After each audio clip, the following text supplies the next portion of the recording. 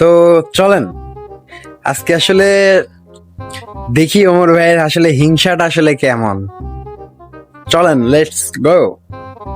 আমি আমার পেজটা ওমর ভাইকে দেখাবো, যদি ওমর ভাই তার সম্পর্কে কিছু বলতে পারে আমি তাকে দিব $1 মিলিয়ন।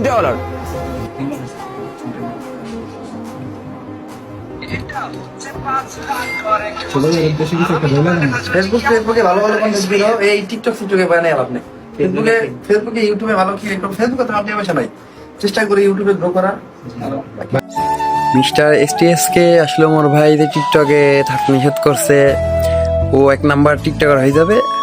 আপনারা যদি এই ধারণা করে থাকেন তাহলে আপনাদের ধারণা আসলে পুরাই 100% ভুল। ওমর ইজ ওমর, ওমরের মতো কোনো মাল হয় না, one and only face.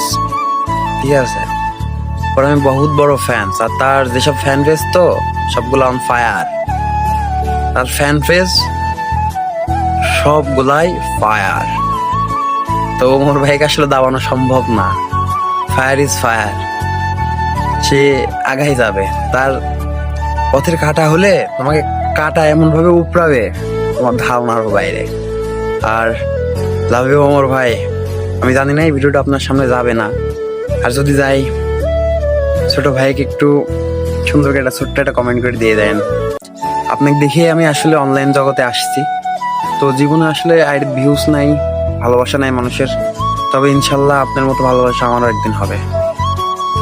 Love you ভাই, বাই বাই।